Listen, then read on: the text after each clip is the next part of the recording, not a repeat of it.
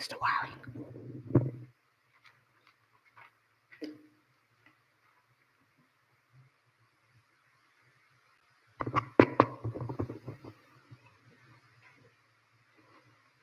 All right, good evening, all guests. Welcome to the Planning and Zoning Board meeting. The date is July 24th, 2025. The time now is approximately 6:30 p.m. If anyone wishes to speak on an agenda item, please complete the public comment card and give it to the Planning and Zoning Board staff prior to the board discussion and before the public comment section is announced. In no event will anyone be allowed to submit a comment card to speak on an agenda item after the title of the item has been read or considered. The total time allotted for each member of the public to comment on the item is 3 minutes. Please note uh, please note the time limit for the public comment may be reduced by a vote of the Planning and Zoning Board based on the nature of the public comment cards. We're going to start off with a moment of silence.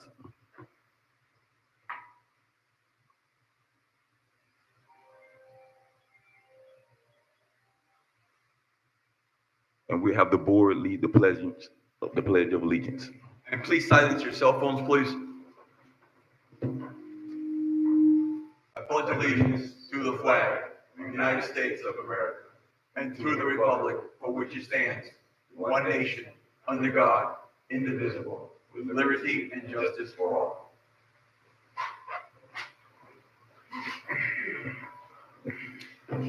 All right, may we have a roll call? Board Member Gallen. Here. Board Member Burgess. Here. Board Member Joseph. Here. Board Member Shepherd. Here. Vice Chair Fernandez. Here. Chair Wiley. Present. You have a quorum.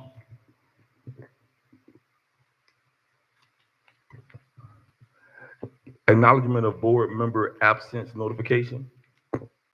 We have one board member absent today, Board Member Anthony Brown. He did notify us. Vacancies we have for District 5. So tonight we will install Joseph. Ms. Joseph for voting rights. We have alternate member vacancy District 2, vacancy alternate District 4.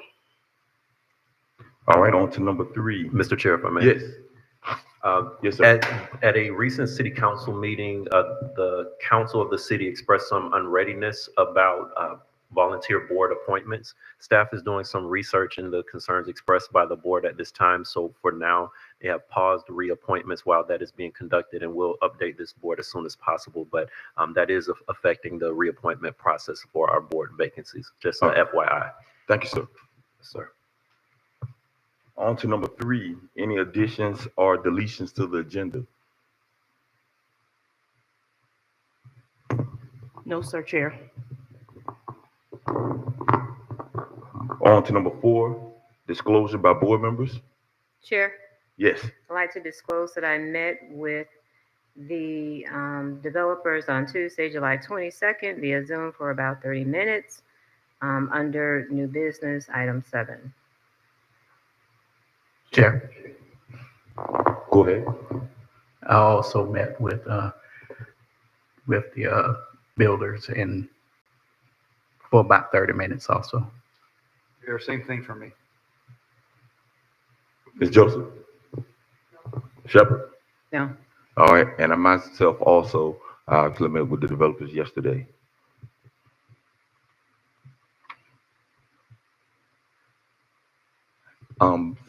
Speaking on that, I would like to have legal speak on the topic real quick for disclosure. Mr. Chair, during the disclosure section, I just wanted to add for the record that there was an email sent out by Board Member Burgess. We did go ahead and staff shared that with the applicant team. It's my understanding, so I just want to put that on the record that that communication was made. To the extent there are any questions about that, I'm happy to answer them at the appropriate time. Otherwise, it's my understanding that all board members have disclosed their ex parte communications, and that unless I hear otherwise, there's no reason why any board member sitting right now could not be fair and impartial today. Mr. Chair, Yes. I did receive that email, and I just request from this day forward, do not send me any email from any board member. I really don't want any part of it. I want to have my own mind and my own clear judgment on how I move forward. So with that email, it kind of threw me off a little bit. And I did call the office and I made a request, do not send me any emails like that ever again. Thank you. Okay, and that's something that we'll address later on, after the meeting. Let's go on to adoption of the agenda. Chair, I motion to adopt the agenda as stated. Joseph seconds. It has been properly moved in second. Right on to number 5. Let's Are go we ready ahead for with the approval of minutes. There are no minutes, Mr. Chair, I was advised earlier. And on to number 6, unfinished business. None, Sir Chair. Number 7, let's on to new business. New business, the ordinance of the City Council of the City of Rivera Beach, Palm Beach County, Florida, amending the City Code of Ordinance, Chapter 31, ZA 25-00001, on behalf of Aqua Holding LLC, applicant approving a rezoning amendment application to rezone a 4.27 acre parcel generally located at 1117 Broadway Boulevard, parcel control number 56 43 42 33 36 00 10000, parcel control number 56 43 42 33 36 01 50000 between West 11th Street and West 13th Street, from Downtown General DG and Downtown Core DC, District 2, and Inlet Harbor Center Plan Unit Development, IHC-PUD zoning district, providing for applicability, conflict, servability, and codification, and providing for an effective date and for other purposes. The presenter will be Principal Planner Kurt Thompson. Okay, for the record, Mr. Chair, I'll sit here, but I will get up if necessary when the time comes.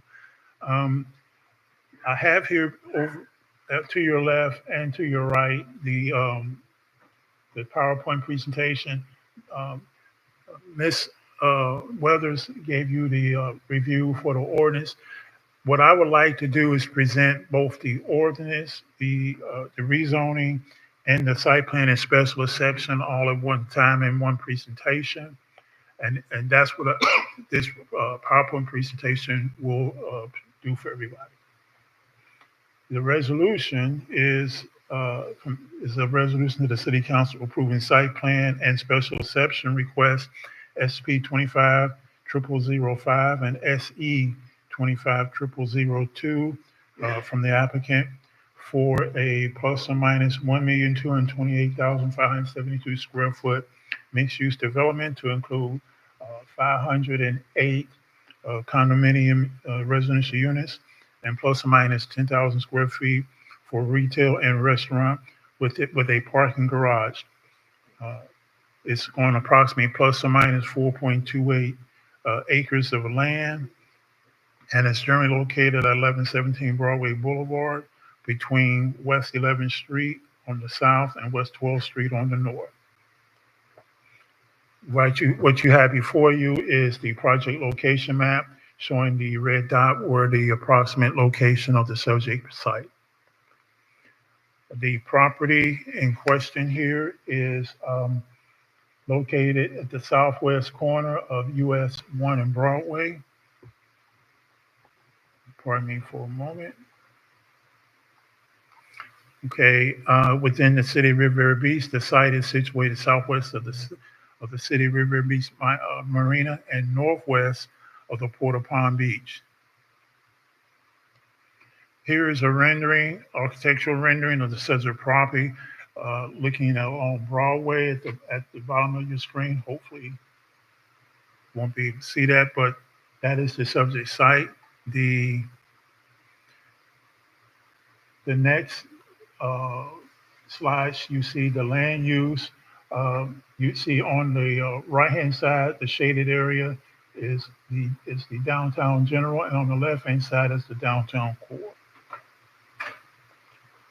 This is the site plan that you have before you, showing the subject property. What you have is basically 4 towers. The 2 towers and toward the rear of the subject site will be approximately 20 feet, 20 stories in height. And there are 2 towers in the front area, which will be approximately 13 stories in height. What you have now before you, what you are looking at is the landscape plan. The landscape plan is done in 4 quads. What you're looking at right now is the northwest quadrant of the subject site with the landscaping involved. Now you're looking at the northeast quad, showing the subject property to the north there. Well, to the north is West 12th Street, and along the right-hand side is Broadway. Okay, and you can see the landscaping accordingly. This is the southwest corner of the subject property, and what you see there is a water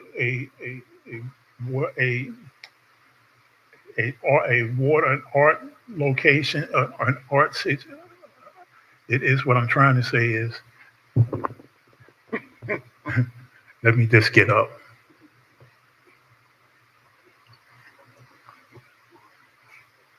This is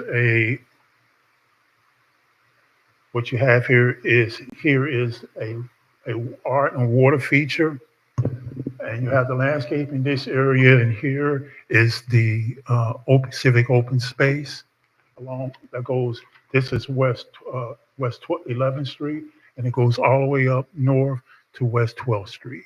Okay, how am I doing, Ms. Shepherd? Okay, good. This is the southeast corner of the subject property. This is West 11th Street here, and the landscaping area across this area here. This is Broadway in this area, and it goes all the way up to West 12th Street. Okay.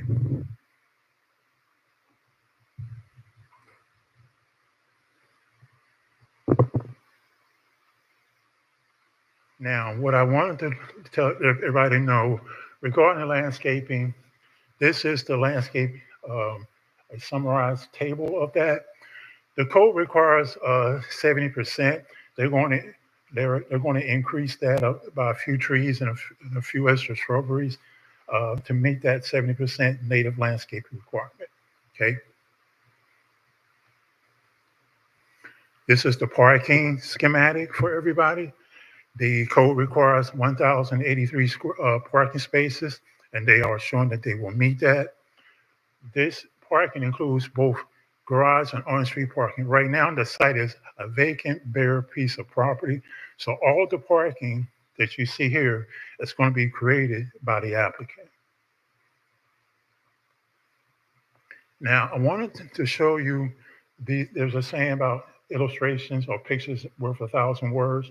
I thought it'd be best to show you by illustration how this is going to work. What you have here, I don't know if you all can see that, but anyway, to the north, you see along West 12th Street, that is where the access is going to be along the north side. At the bottom of the south side along West 11th Street, it's also vehicular access. You will notice that there is no opening along Broadway at all for ingress and egress. And that was purposely planned to keep traffic from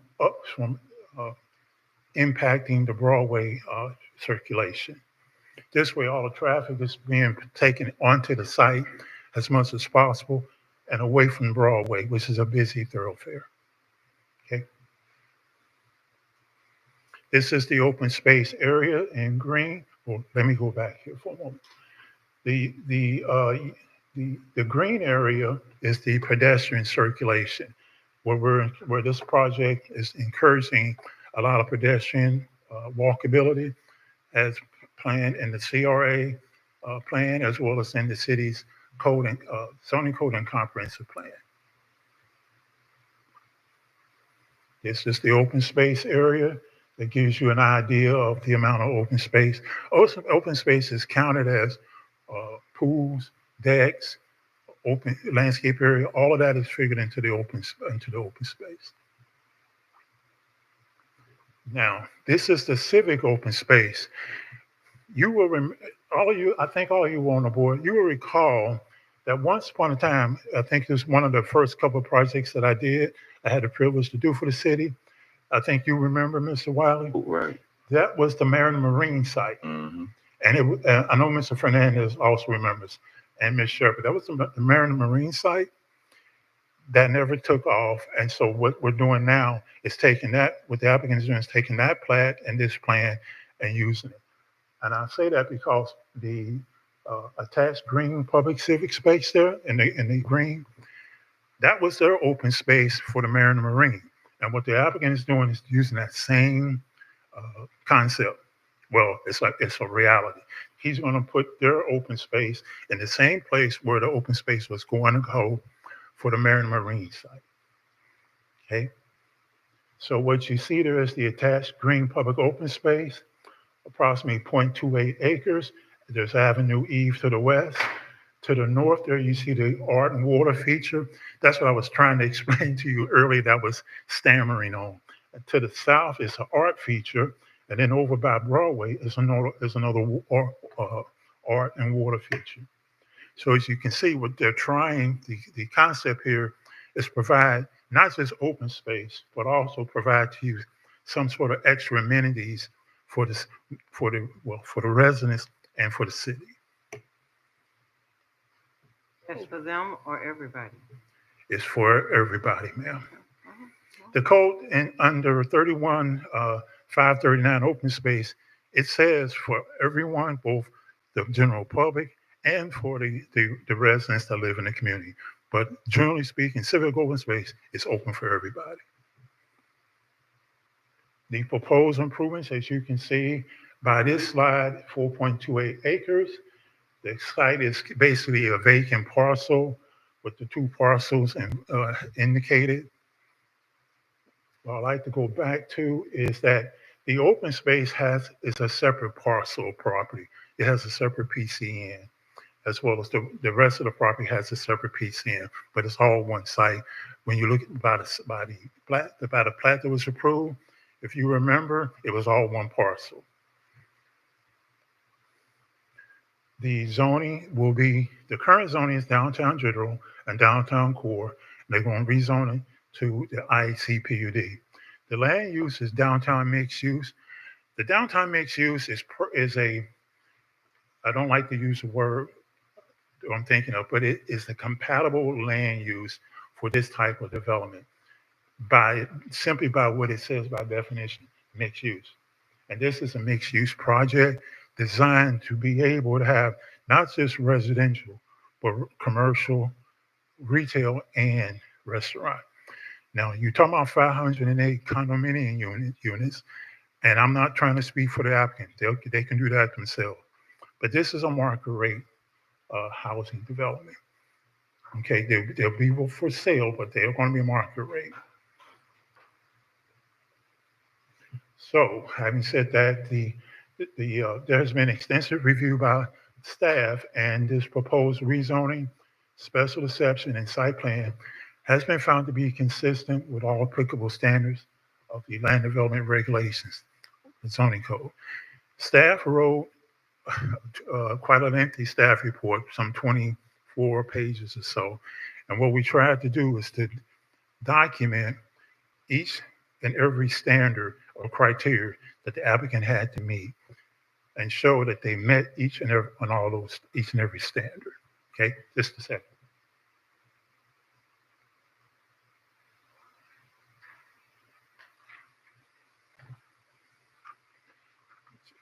I won't name all of them for you for the sake of time, but they have met some of the most important item that they met here in terms is the compliance with the comprehensive plan. And on page 21, where I summarized the site plan, how it meets each of the 6 site plan standards. This project is consistent with the goals, policies, and objectives of the future land use element, in that it meets the downtown mixed use future land use category, in that it meets the housing element plan. It will meet it creates an infill development, because right now this site is vacant, and this will be an infill development project, which will basically,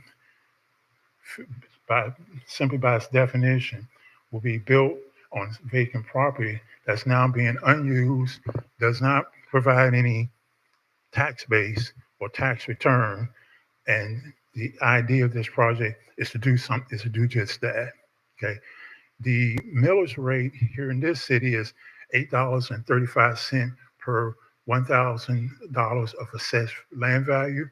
And the intent here is to increase the property value of the area around it, but to improve the overall direction of the city and be compliant with the comp plan and with the CRA comp plan.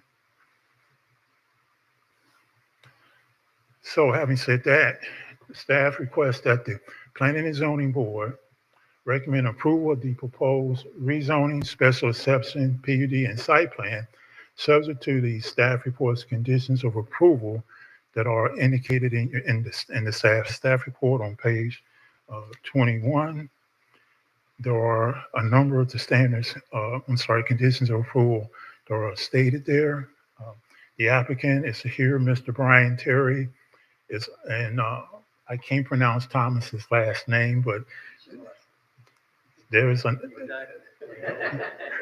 I'll let Thomas pronounce his name. I don't want to tear it up by my mispronunciation. It appears to have met all the standards that staff has determined. The staff had made sure that the applicant addressed in writing each of the standards. You will also notice in your backup, the applicant posts the property, 4 signs on the property.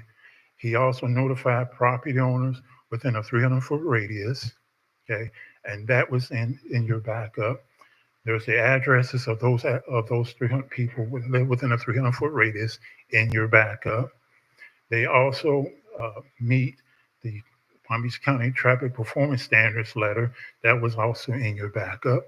So we made sure that they've met as many of the possible standards as possible right now before it goes forward to the city council. So having said that, Mr. Chairman, I ask that you hold your questions unless there happen to be any ahead of time, because the applicant will make his presentation. Go ahead, Vice. Chair. Uh-huh. Mr. Thompson, the conditions, Yes, sir. how many are there, and can you read them? Okay. If they're voluminous, they're part of the package. Yeah, there are 9 conditions of approval. So Where is that at? 9 9, conditions of approval. it's in our backup? I don't think I read it. It's on the staff report, Ms. Shepherd, on page 21 and page 22 of the staff report. Okay, I'm sorry, I did read it. I'm sorry. That's okay, no problem, ma'am. The first one is a I'm sorry, 2-year. Mr. Chair, if I may. I just want to clarify the conditions would be attached to the site plan resolution, not the rezoning that are proposed. Thank you, Mr. Sermons. Yes.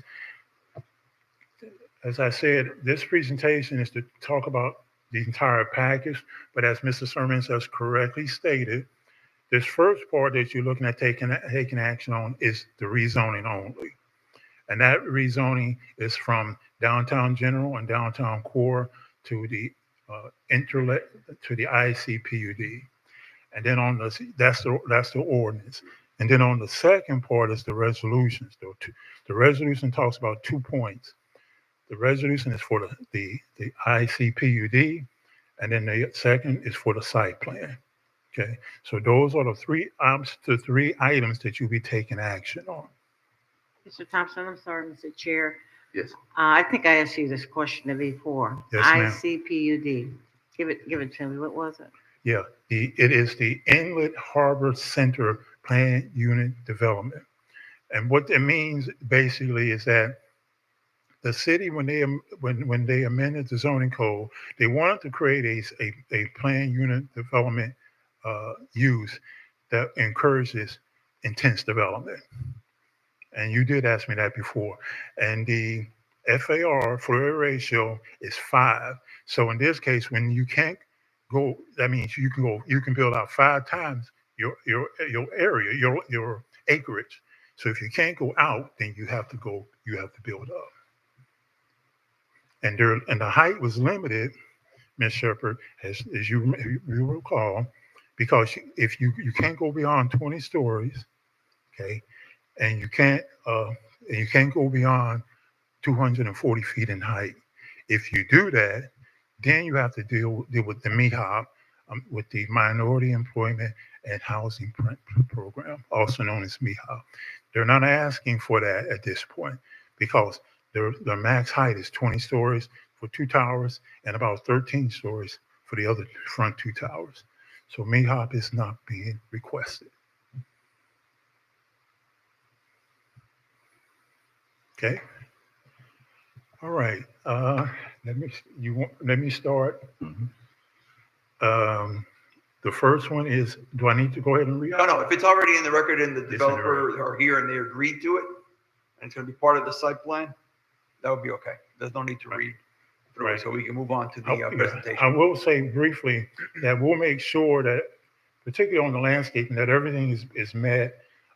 But what I showed you is what they're doing and what they're proposing. They're proposing quite a bit of landscaping, as on page 20 of the staff report. I didn't go over it, but on page 20, I list there's 4 tables that talk about that landscaping. And I wanted to make sure you all had that in your staff report. Okay. Well, staff did. Thank you, sir. And so with that, I will conclude this presentation and allow Brian and Thomas to make their presentation. Well, in this case, this is Wayne Richards. I've known this man for a while. About 30 years. Good evening. My name is Wayne Richards, and I'm truly excited to be here. All right, well, I'm just a little introduction. And we have a few members. We have all of the main and principal members of our team are here. Everybody's here. We brought everybody. We have Jeffrey Sobel and his son, Jordan, the owners, right here. Tirso, their senior vice president. We have our engineers here to answer any questions you might have. We have a phenomenal team of architects here to the far, your left, my right. Our landscapers are here. Our planners are here as well. And I'm here as the land use attorney. So thank you for having us here tonight. Truly, truly exciting. I've been doing this for 28 years in Riviera Beach. And over those years, especially the last 15 years, many of the members here have told us very clearly what they want. And you're getting it in this project. We're going to show you exactly how you're getting it. Okay, let's go to the next one. So this is the site. Next slide.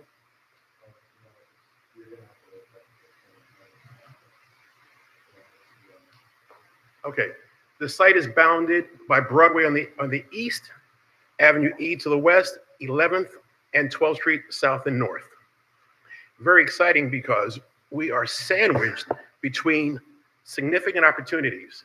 Right now, it's almost a 4.5 acre site. It's vacant. It doesn't look good. It's not doing anything for anybody. There's nobody walking to it. There's nobody talking about it. But the city is doing quite a bit of long-term work and improvements to the east, just under 4.5 acres. Now, this was approved by this board and approved by the city commission. And quite frankly, you had to, in my mind, because it met the current zoning. For 25 years, we have been speaking about a marina-related district. Many of us here attended charrettes in the early 2000s. Some of the people here and I were there. And those charrettes talked about marine. Even talked about moving Avenue E west. This was going to be a marine district. And accordingly, you approved this a couple of years ago. We had a boat warehouse. We had boat storage on the left, on the west side. We had maintenance and repair, thank you, in the middle of the property. We had a parking lot on the south end, and we had boat display on the eastern or the right side. The community spoke up and they said, well, we can't use this and we don't want to see it. So you had us build a wall along the western boundary. And then the neighbors actually wanted a wall to wrap around on the south and a little bit on the north side. They said, hey, we know it's consistent with the city's planning for the last 20 years, but if it's going to be boats and we can't use it, we want a wall. So you had a wall. No active frontage. There's nobody walking to it. There's nobody walking on the sidewalk. It's a maintenance facility. And quite honestly, limited use by the community. Next slide, please. Well, what's happening in the neighborhood? What's happening in the community? This is our southern end of Broadway. The CRA and the city is moving forward quickly with the Marina Village on the far right. Restaurants, retail, and hotel are coming to our city very, very soon, we hope. Related is breaking ground, and that is let me get it right. I believe it's a workforce housing project. 20 stories, but workforce housing. To the left of our site, Annette Jenkins is building Villa Leons. She's seen this, she loves it. It complements her project. We complement Related. We complement the city's Marina Village. And I understand to the west of Villa Leons, to the left side, we have the Judge Rogers complex is going to move forward. So the southern end of Broadway is growing significantly. But how will you get bodies? How will you get people to walk to the Marina Village? We're going to need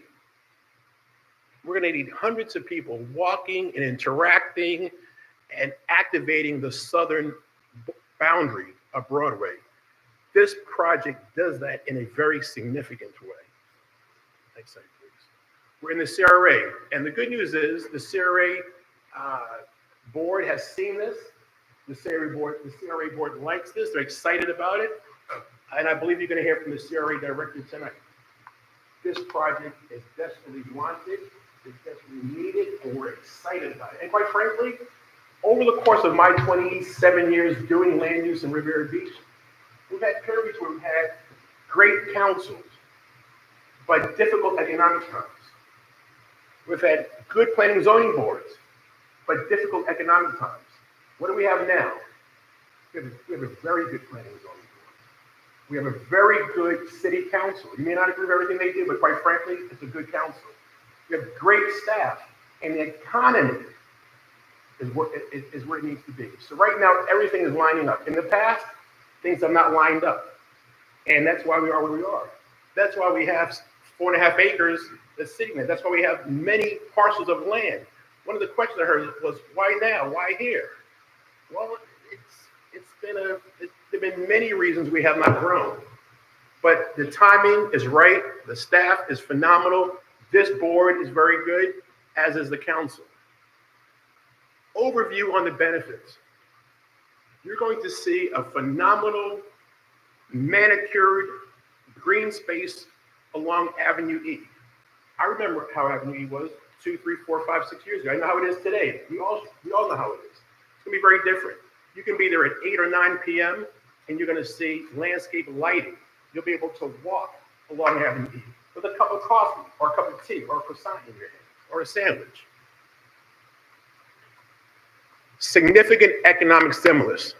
That whole corridor is being activated, and it's a walkable corridor. This staff has talked about walkability for years.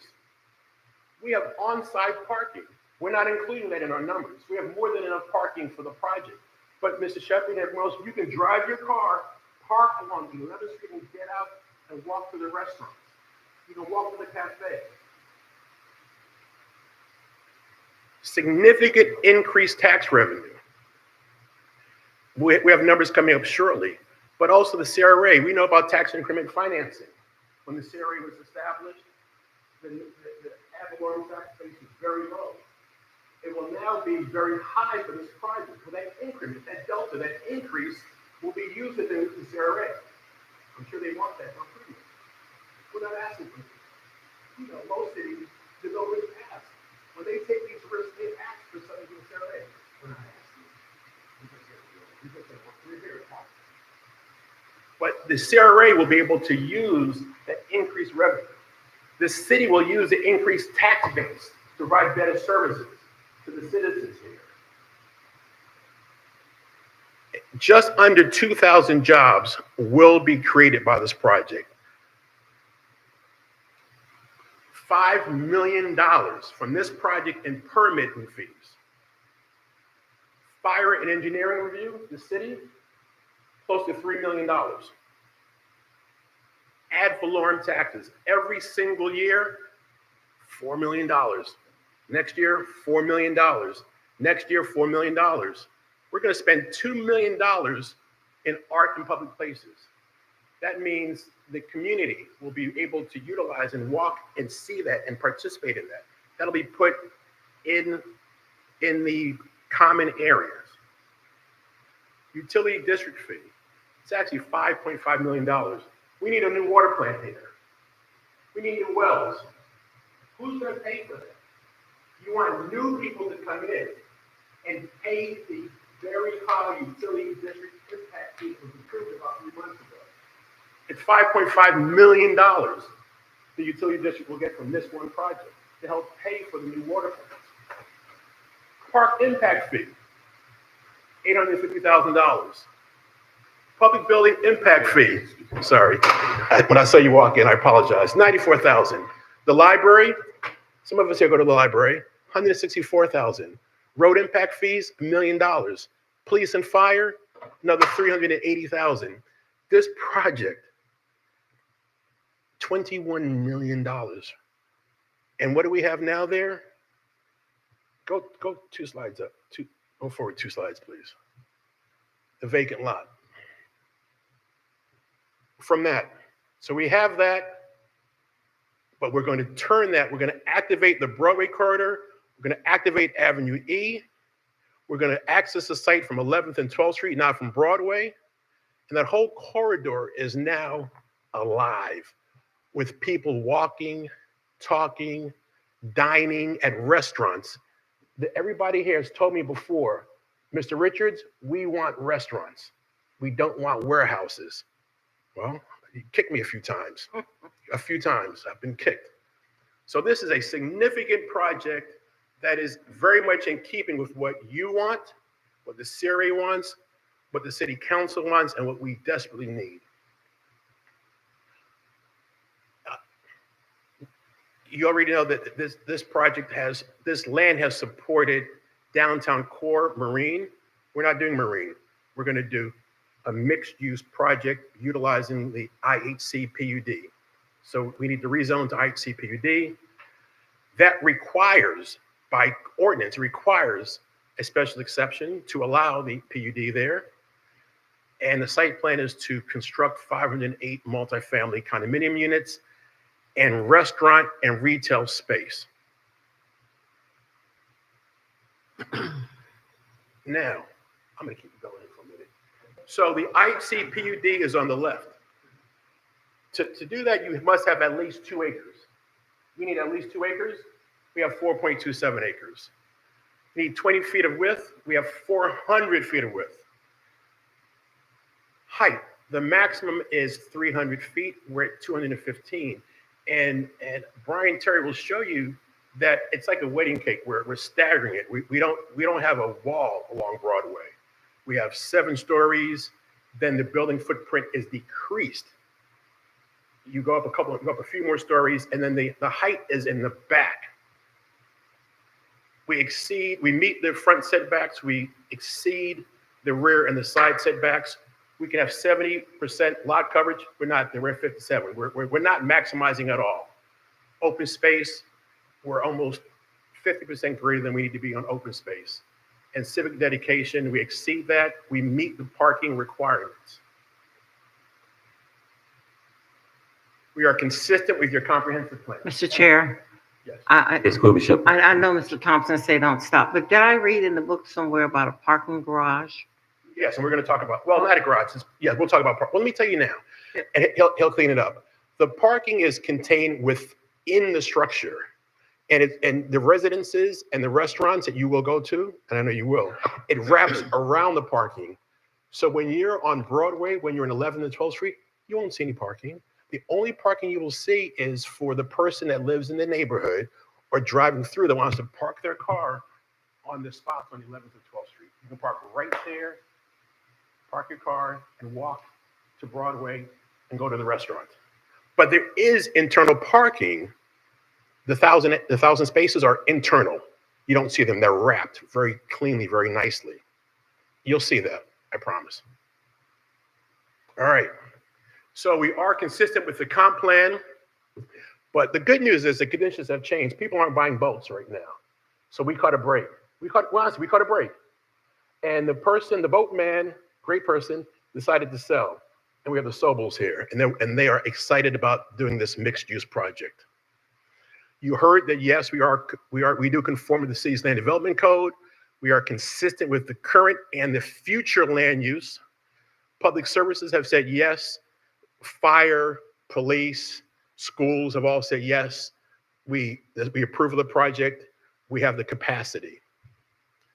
We are not impacting the natural environment. This is important. There is no adverse impact to surrounding property values. We had this conversation a few months ago, I recall. We all know about the Save Our Homestead Florida amendment. I benefit from it. All of us that have our own house, we benefit from it. I think it's a 3% maximum. It doesn't matter if the values around you are skyrocketing because of COVID or whatever.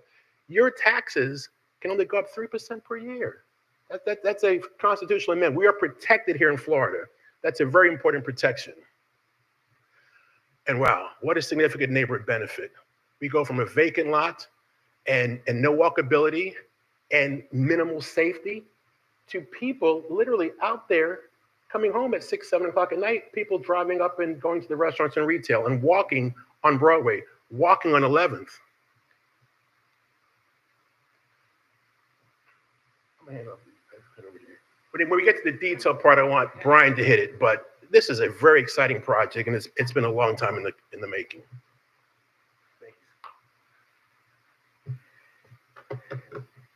Chair, Board, and Brian Terry with Insight Studio. It's certainly a pleasure to be here this evening and have an opportunity, frankly, as Mr. Richards mentioned, kind of get a second bite at the apple here on this property.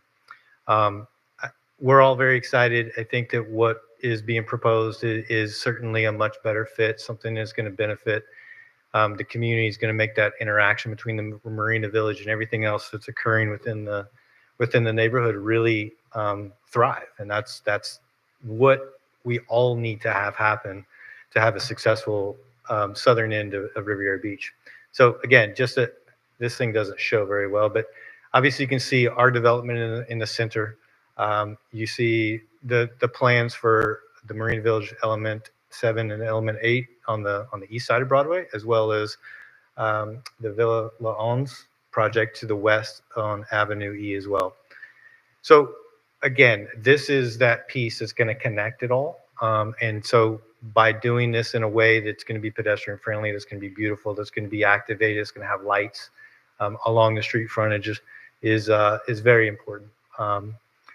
We're going to zoom in just a little bit closer so that you can get a better understanding of how this building functions and works. And one of the most important components, and part of the IUC, the reason why we're asking for IUC PUD is for a few reasons. One, obviously, it does permit for a higher intensity and some higher and taller heights, but it also allows for multiple uses to be provided within the same building, on the same site. A traditional development is, I want to put a boat dealership here and it's just a boat dealership, or I want to put a gas station here and it's just a gas station, right? In this instance, when we're talking about a planned development like this, we have the opportunity to really mix and match what is best serving for the community, what's best serving for the site. And so here, what you see is really one of the primary assets to this building plan, with the opportunity to put right around 10,000 square feet of retail and restaurant space that will front on Broadway, that will front on the pedestrian sidewalk, that isn't hidden behind parking lots, that isn't hidden behind walls. It is literally right on the front. So that's what's in the two red boxes, front and center on this plan. And as you can see, there's a public sidewalk that's kind of in the brown that's outside of that. And I'll show you a rendering here just in a second. And then in the white, it's tucked up next to the red. And I wish this would show up, but it doesn't. That's a covered, basically a covered arcade, right? So you can have dining, you could have cafe tables, you can have that opportunity that's outside. Again, completely open to the public. We hope that the public activates it and uses it. That's why it is there. What you see in the blue, wrapping around the other sides of the building, are the residential units. And so that's on the ground floor all the way up, whether it be on the front side, which is 7 stories, 7 to 13, and then on the rear, which is a total of 20. But those blue areas are where there's going to be residential units. So as Mr. Richards was mentioning, the fact is that that parking structure, that inter-gray that you see, is where you access into the building and you go park your vehicle. It's internal to the building and it's screened away on all 4 sides with these residential retail uses. So again, it's beautiful on all 4 sides. So this is a rendering, an idea of what you would see. This is looking southbound on Broadway. You're catching, sort of the I guess this would be if I go back, let me just point to it, it'd be easier. This corner up here, I'm sorry, it's this upper corner, northwest corner. You're starting to see what the intention and how we anticipate activating it. Again, as I said, there's a public sidewalk that's out on Broadway. There are some landscaping, and to give you kind of that lush feeling and adjacent to the building. And then underneath that walkway or that covering, it's all protected from the weather. You can have that opportunity to walk or stroll. If it's a retail, it's got storefront. If it's a restaurant or cafe, it can have dining. It's a really unique opportunity and something that I think we were all hoping could be part of the Broadway corridor. It doesn't just stop there, right? The reality is, and what's exciting is, from a design perspective, the architects Garcia Stromberg, the developers, the Sobel group companies have really thought about not trying to push this absolutely out to the boundaries on every side. Creating those spaces, creating everything that you see in yellow, and Mr. Thompson showed it too. Where are those open spaces? It's plaza spaces, it's pedestrian areas, it's landscape areas. All of it that surrounds the 11th, Broadway, 12th, on all 3 of those sides. I want to get to the west side, Avenue E, in just a second. But again, there's these opportunities that are created by this to have that shaded walkway, to have these intimate plaza spaces where you can have the art, you can have the fountain features that really make it a comfortable, exciting, and safe place to be. Again, here's a rendering of this central. If you look kind of on Broadway, there's where the 2 buildings kind of notch in, and you can see a bit of a water feature being shown right in the middle there. This is a rendering of the idea of how this would look. So you're seeing a water feature. Again, you have the glass of the retail and the restaurant space on either side on the ground floor, and an opportunity again to have that activity area that's again fully publicly accessible. One more view as you see it, if you are looking at it kind of southbound on that northeast corner of the building. And then Mr. Thompson talked about the civic area. What's really kind of interesting, right? The fact that we went through the process of and this board approving and the council approving that the boat sales facility, we were doing a civic area, and on that civic area, we decided, and having talked to Ms. Jenkins and having presented in the CRA and talking about what the best way to deal with that was to really provide for that civic area on Avenue E. With the Villa Lawns project that was coming on, it was a way to help kind of buffer or set back that boat dealership and the maintenance operations we're going to go there.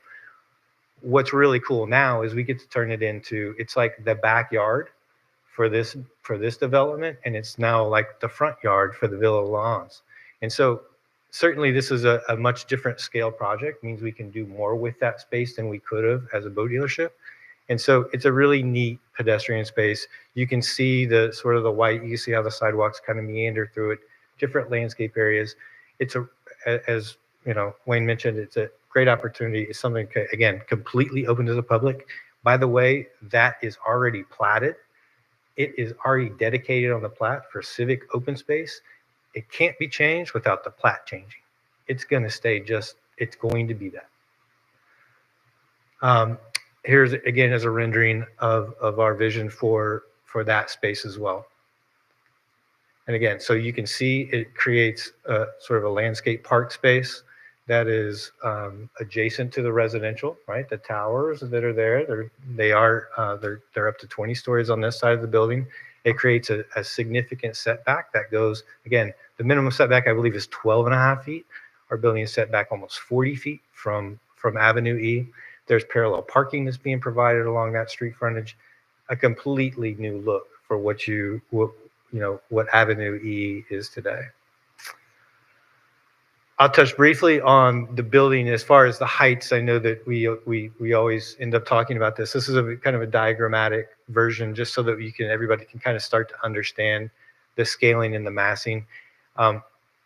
Garcia Stromberg took significant or a lot of thought into how to engage the building with the street, engage it with Broadway, engage it with what's being proposed on the east side within Marina Village and what is being developed in Element 7 and Element 8. And so you can see it's a staggered building. It's exactly what Wayne mentioned. It's kind of it's that wedding cake effect.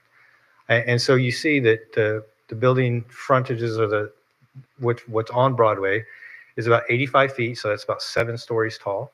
There's amenity decks that will be on the top of that 7th story. And then you have these 2 smaller, what Mr. Thompson referenced as the 4 towers. There's 2 towers that are in front that take you up to 13 stories. Each of these are 13 stories in height. And then the 2 larger ones in the rear, which are up to 20. But again, at 215 feet, 300 is the maximum allowed within the IHC PUD. And so we're significantly less than the maximums that would be permitted. Mr. Thompson did a good job also of explaining sort of the site circulation. Again, no access on Broadway. We're not creating a new curb cut into Broadway that would be a detriment to people trying to go north and south along the roadway. No new medians, openings. It's all the access is from 11th on the north. 12th on the north, 11th on the south, into the middle of the site. There'll be essentially a roadway that connects through the center. They provide you access into those parking garages. Obviously, you can go out on 12th and 11th. You can come in on 12th and 11th, but you also have very easy access through Avenue E to get to 13th and gain access to the signal if you want to go north on Broadway. Or certainly continue north on E and get yourself all the way to Blue Heron. We do have a bus stop, a shelter that's going to be located on this property, kind of where you see the blue bus down in the bottom right-hand corner, as well as was mentioned, parallel parking all along 11th Street and on E. We don't have any on 12th Street. It's a little bit of the right-of-way is a little narrow on that side, and with the gas station on that side, we felt it better to put those parking spaces on both 11th and E.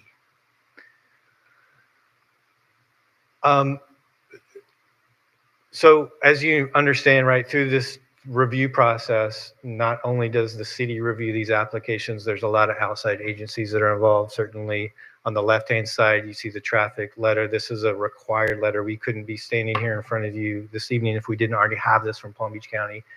Mr. Kelly, who's here, has provided the traffic study. If you have any specific questions about traffic, I'm sure he'd happy to answer them, but they have reviewed it. They've approved the traffic study. They understand how the development works and the number of trips it would generate and how they would work within the roadway network. And there are no offsite or significant roadway improvements that are required due to this project. To the right is the school capacity letter. This is also, again, as a residential project. It wasn't part of the boat dealership, but certainly as a residential project, we have to work with the Palm Beach County School District.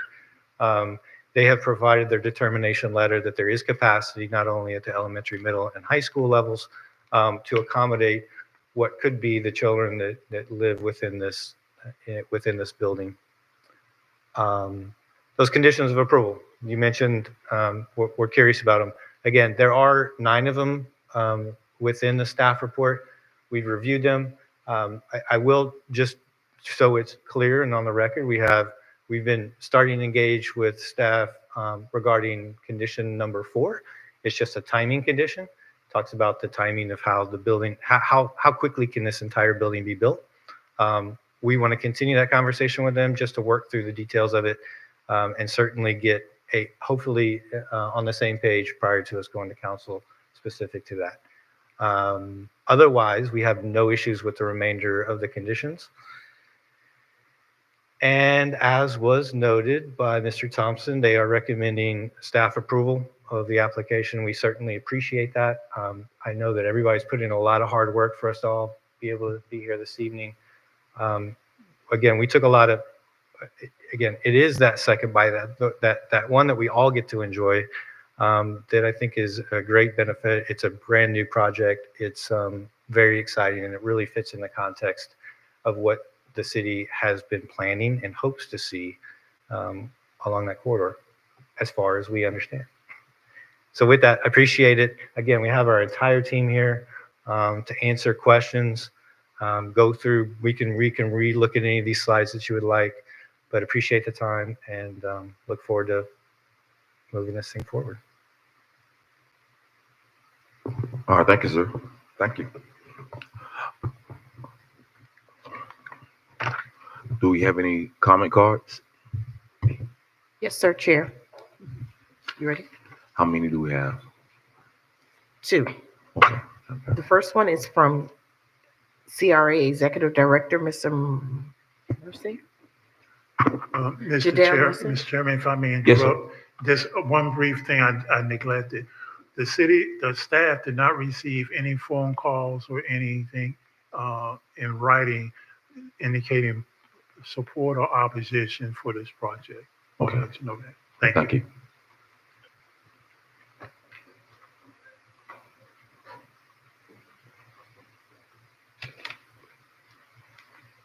Good evening, Board. Good evening. Jadale Mersis, Executive Director for the Riviera Beach CRA. I came in to acknowledge the support for this project. This project did go through our review through the CRA on the February 12th CRA meeting. It met all of the elements eradicating slum and blight, along with consistency with our 2023 CRA plan. Along with what Mr. Wayne Richards stated, with elements 7 and 8 for our Marina Village, we also have, as you all know, elements 0 through 6 through a solicitation that's going on right now. And in that solicitation, we're looking to develop our downtown core. We believe that this specific project is consistent with that plan as well, with the establishment of a downtown core. And as the presentation stated earlier, both the presentation that stated that it's in alignment with not only our Villa La'Anse project that Miss Anita Jenkins is doing with the CDC, and also our Marina Village project, but we also have several other projects that are happening throughout the Broadway corridor. Our 2600, 2601 project that's happening along Broadway and Blue Heron, along with an upcoming project that's happening along the corridor on Broadway 1851 that's going through a solicitation process as we speak right now. So I am in full support of this project through our CRA and along with our CRA board. And thank you. Appreciate it.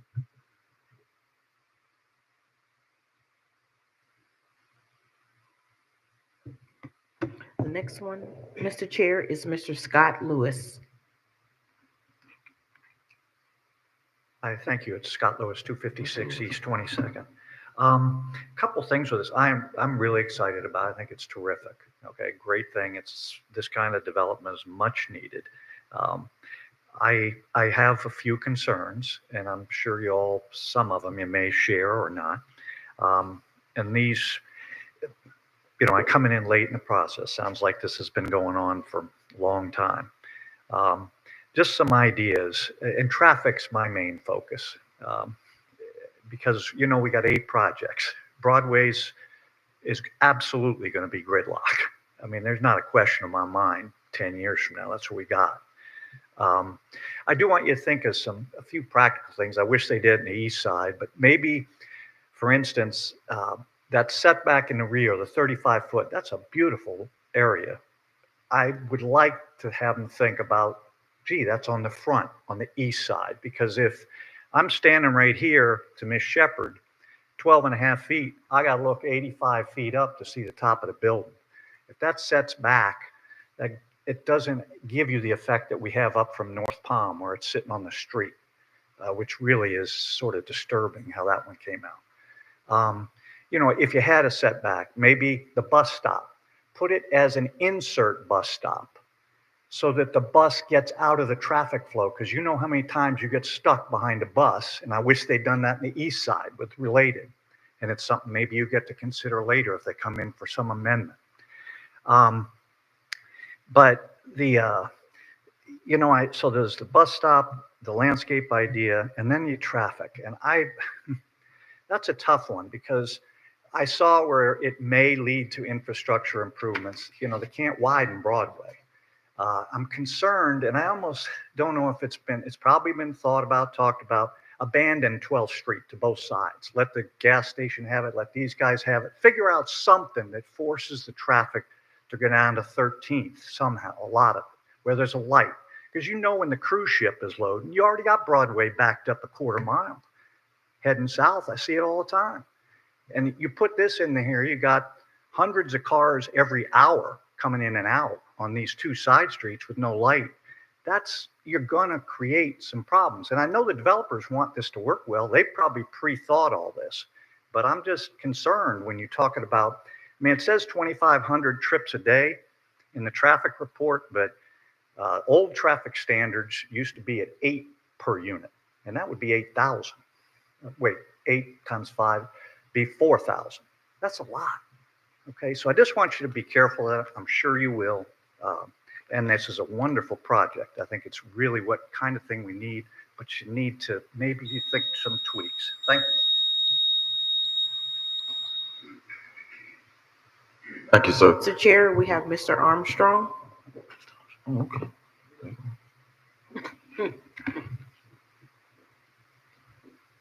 Good evening, Chair, Vice Chair, Board. Margaret, good to see you. Good to see you. My name is Chip Armstrong. I'm a resident of Riviera Beach, 4240 Delmore Court.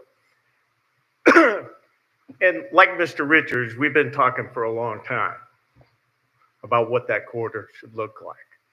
Can you imagine when this building is built, Related is built, the marina is done, and you come across that overpass to enter our city? Wow. Wow. We are very fortunate. It's a great developer. It's a great project. I am totally in support. I was born and raised here, and I've been waiting to see something like this for a very long time. I urge you to approve it. Thank you. Thank you. Thank you, sir. That's all the comment cards, Mr. Chair. Okay, so I guess we'll come to the board for comments or questions. We'll start with the great Mrs. Shepherd. Well, let me first say I'm kind of insulted because I heard you say you talked to XYZ and you did not talk to the oldest person on this board. Because it's a lot to take in. This is a lot. And this is why I said I did not want any emails coming to my house because I didn't want to read anything because this project is kind of mind-boggling to me. The first thing I want to know, did you notify the residents in that area? Because that project is going to kind of suffocate them. It's going to be a busy area. You got the Alpha site coming, and it's going to be a lot. It's just going to be a lot. I know Mr. Richards, and let me disclose, I know Mr. Richards for now about 30 years, and of course, my good friend Chip, and I want to be open-minded because this is a great step for the city of Riviera Beach. We need the taxes, and we just need a little bit more of traffic in the city of Riviera Beach. I keep hearing people talk about the buildings, and it's got to be congested. But when I go down to Fort Lauderdale in Miami, it's stifling down there. And so when my family come off the boat from the Bahamas, they come here. It's really nothing to do. And I think this would kind of give them a opportunity to see that we're growing. But as you talk about the retail shops and you talk about the parking, it's going to be a lot of parking. And I keep hearing you talk about the restaurants and all of this. And I wish I would have got a little bit more information about it. But with the Opnica, I assume it's going to run on that same line. But once again, the residents in the area and the gas station, I think it would just, that gas station just would make it look just off-center to me, to a project like this. If we're going, my dad always used to say, if you're going to the top, go to the top, don't go to the bottom. And with that particular gas station, and you know, I don't know who owned it, but my most concern is the Alpha project coming on, and got the Boys and Girls Club coming there, then the neighbors to your left.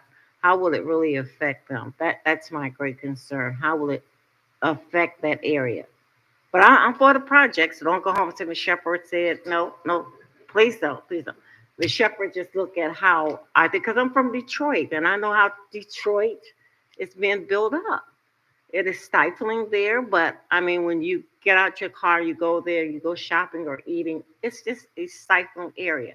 So I think we're moving in the right direction. We say we're the best city to live, work, and play, and then we say Riviera beneath the, what is the slogan? Whatever it is. I think we're going into a new era that people have to understand that we have to move in. We need the taxes. We need the people. And I think when the people come in, they have to have somewhere to shop. They have to have somewhere to eat. What better place than to go to a place like this and enjoy your family? Could I afford that? No. But I do hope I know somebody in there where I can go. Exactly. And I have people in these big places. Believe it or not, I go to really nice places. And I'm ensured that the city has a lot of their work cut out. This sounds very good. I think it's cookie cutter. I think it's still a lot of work. It's a lot that you all have to work out, the infrastructure. You're talking about the surrounding areas. I mean, I've heard a lot of promises. Mihawk, okay, that's the one thing that I want to see some of us over there. We say we're going to do this, but when we get there, we realize that we're not there. That's my biggest concern, is jobs for the community. I can go on and on, but it kind of stifled me today, and I was over there yesterday looking at that property. You had the boatyard there, which I was against, but you know, the comprehensive plan puts it there, so I can't stop it. That property is owned and operated by some, I can't stop that. But it's just a lot of things that I think need to be worked out. But council has the last word. They have the last word how they want to do this, but I am for it. And so when you go home tonight, don't talk about me. I know how y'all do me. Y'all do me bad. They said, well, Ms. Shepherd was for it, but she had some, I want the public to know I do have some great concerns about it. It is a big project, and I think we have to take it in because, you know, the Appa is taking up a lot, and then the Nautica. And you have to understand, if you're looking at the blueprint and the comprehensive plan, these plans are coming to the city of Riviera Beach. They're not coming, they're here.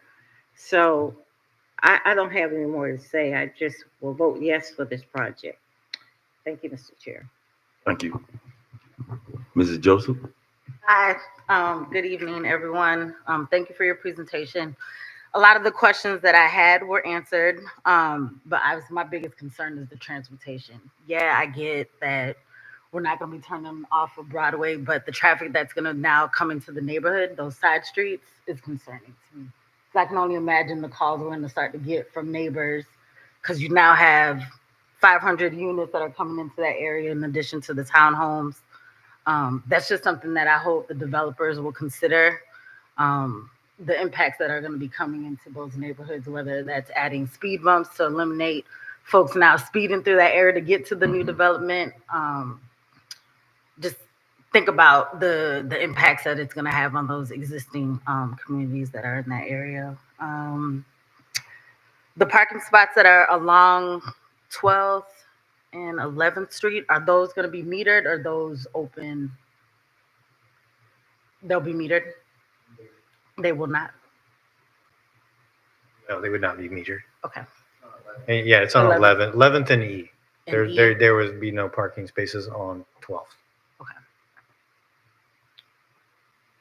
All I have for now. Unless the city comes around and puts some parking meters on Hey, there. Say that. Yeah, I didn't say that. I just wanted to That's an open book. Mr. right Sermon, there. do not give the city any ideas. It's just between us. So the parking that's for the restaurants will be, you said there's gonna be a total of 67, and that's within the parking structure, correct? So, right, the parking spaces are accommodated. There's 17 parallel spaces that are along 11th and E. Those, in addition to the parking spaces that are internal to the parking structure, will service, again, the residents, but also the restaurant and the retail. That's a public parking garage, correct? Will there be public access to a portion of it? There's going to be probably some security for the upper levels, which will be for the residents. But yeah, certainly there's going to be public access to make sure that there's adequate parking to service those retail restaurants. Does this no good for those places to be there if people can't park conveniently and go to dinner or go to the store?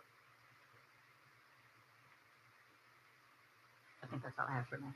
Sure. Thank you. All right. Mr. Richards, also, please make sure you receive, get the information from Mrs.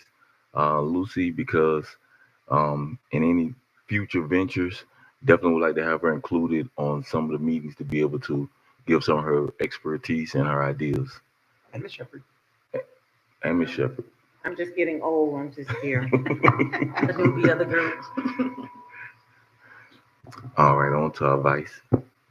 Good evening and thank you. First of all, I want to thank the Sobel Company, Sobel Group, the family, for coming in here and investing in our city. We definitely need the economic impact, the impact for our water plant, which seems to be going up in prices. I lost track of what it's up to now. But every resident, every impact fee will help out towards that endeavor. Now, I know you have 9 conditions, but Mr. Sermons knows that I had requested and the board had agreed to a condition, whereas developers come in and they talk about economic impact on our city. I would like to see, as long as with the board, economic jobs, not only for our residents, but also for our vendors that are here in the city so they can partake in this construction. Mr. Sermons has the language that we had developed a couple of years ago, where when a developer comes in, we ask them 6 months after the certificate of occupancy is issued. We have a report, how many Riviera Beach residents were employed for this project, how many vendors, local contractors were utilized for this project. So we can get an idea. I love when developers are here, they talk, but I want to see it on paper as far as a condition of the project as, no problem. We got 50 residents working, 100, 20, 30, so that we get an idea what the actual economic employment opportunities are for our citizens. Mr. Sermons, you remember that language?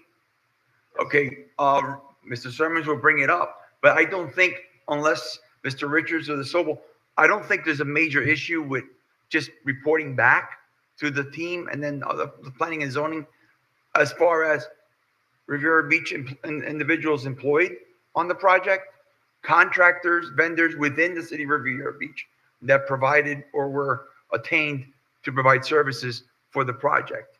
That makes, Mr. Richards or whoever is representing, would that be a major concern? Yes. I want to see that. Yes. The goal is to hire local, but I want to see what this is. Yeah, that's exactly it. So you mentioned it. All we do is we want to see it on paper 6 months after the CO is issued, so that we can get a report back. Because I love when they stand up here. We're bringing economic impact, we're employment, but that's all we hear. We're not there taking out. Where do you live? You live here. Yes, sir. Mr. Chair, if I may. Yes, sir. The language previously used is as follows.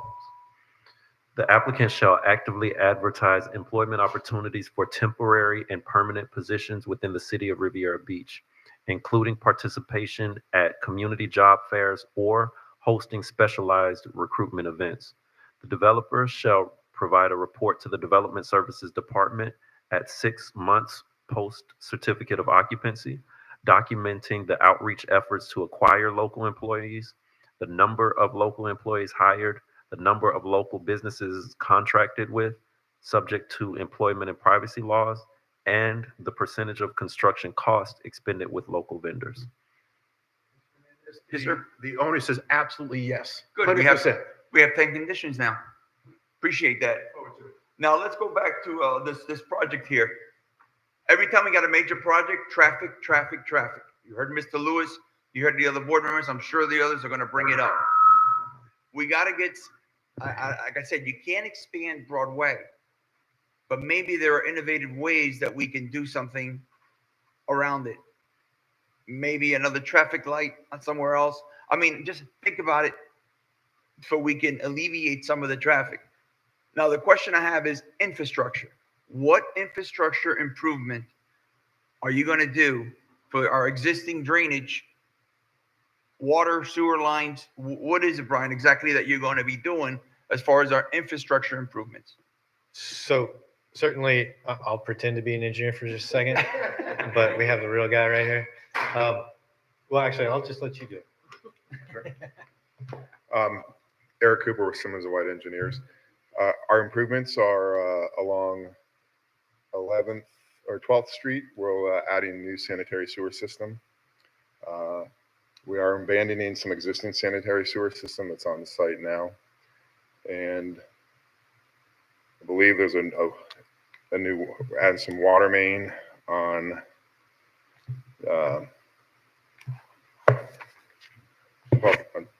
down 12th to relocate them.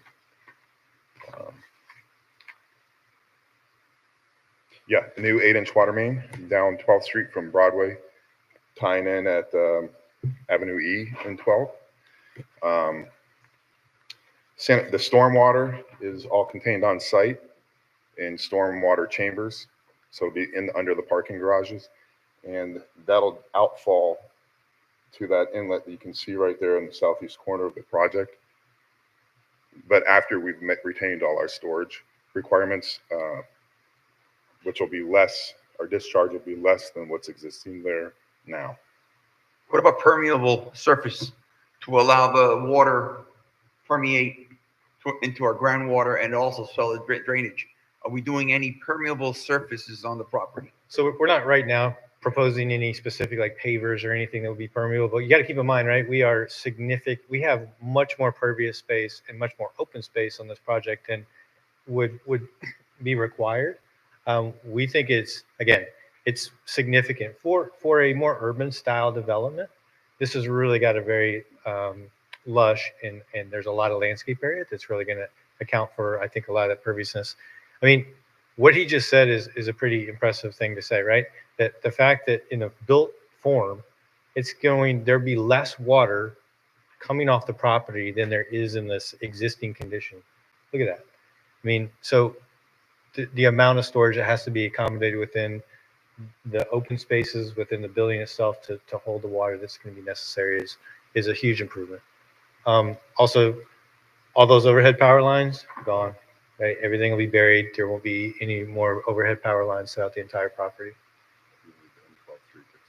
And right, well, 12th Street is going to be rebuilt. Really, 11th Street, all the curbing and all of with the parallel parking. Same thing for the west side of Avenue E. Completely rebuilt on that side so that the parallel spaces can go in there, curbing, drainage, inlets, all of it. You're doing 11th, 12th, and E resurfacing? We haven't gotten quite with Mr. Bailey to know exactly what the limits of all that improvement is going to be, whether it's the entire road, whether it's just where the curbing modifications are going to be, but we'll get that sorted. 12 for sure. 12 for sure. 11th, that's something we need to work out with the city engineer. And then between Villa Leon's, they have a lot of improvements I think they're putting in on Avenue E. So Avenue E, between their project and us, it'll be brand new. As far as the condos there, are they going to be marketplace? Market rate, correct. Market rate, I'm sorry, Jesus. Yeah. Market rate? That's correct. Okay. There's 1 and 2 bedroom and then 2 bedroom plus den. So there's a variety of sizes that are within the building to create some pricing options. Okay. And landscaping? Yes, sir. As far as the landscaping goes, usually some of the city requirements, I'm just going off the top of my head, let's say they require a 1-foot tree. By the time that covers to what your renderings are, it'll be 20 years. So are you going above the shrubs to make sure it's full? Not you doing 1 gallon little shrubbies? Well, the city's code actually doesn't allow you to put in tiny material, especially, and there has to be there's a sales aspect to this development. This isn't, again, a boat dealership where they really couldn't care less about the landscape and don't want any landscape. In this instance, this is a residence. This is you have people walking the street. We want this to be a beautiful place.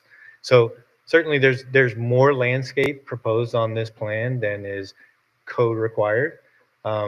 There will be some sizing of trees and palm trees and certain aspects of the landscape that we want to really accent and be centerpieces along that roadway within the open spaces, within those little plaza spaces. So certainly it'll be larger than, some code minimum. It's all in context. I couldn't tell you exactly where all of those pieces are, but certainly there's going to be improvements well above what the minimum code standards would be. Well, that's it for me. If I may, real quick, Mr. Frenet. Yes, sir.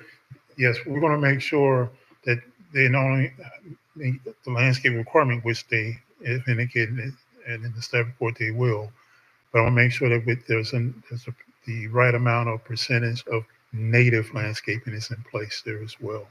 Perfect. Well, I appreciate that vacant line doing anything for the city at this point. This is an improvement. So, and another boatyard, it was going to be like another boatyard. Okay, it's like another Starbucks in the city. No, nothing against Starbucks, but I'm glad. Again, thank you so much for coming into the city. I'm sure Mr. Wayne Richards will look into buying the gas station in the corner. And thanks again. You can afford it. All right, on to another member, Mrs. Burgess. Here, I actually have 42 questions that I already sent, and they were forwarded to the developer. So I've been taking notes, and some of them were answered, not all, but the remaining questions that I did have, my colleagues have already asked, and so I am good. Thank you. All right, on Mr. Gallo.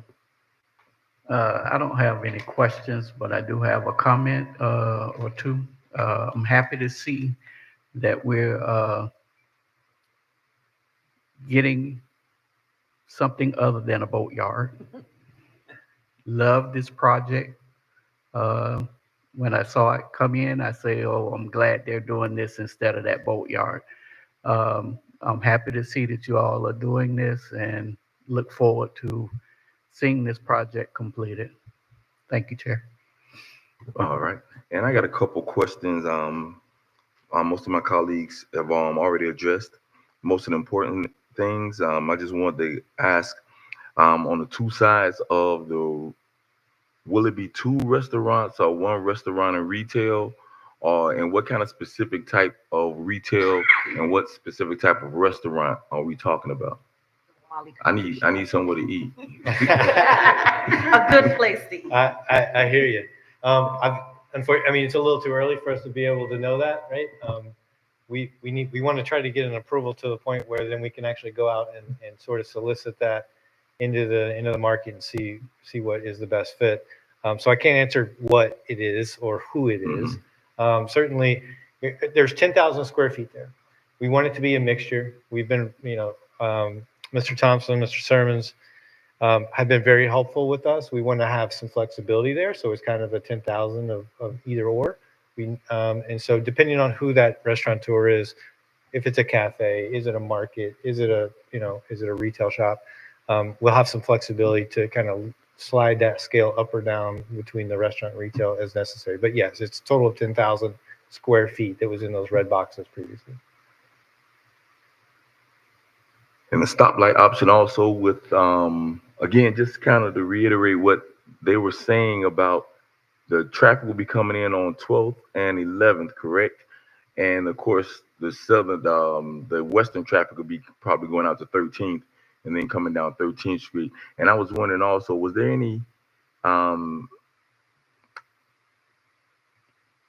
traffic survey that was done, especially on with this amount of people coming in from 11th and 12th, far as them exiting? It's going to be kind of hard to enter because you're going to be coming across that bridge and then coming into 11th Street.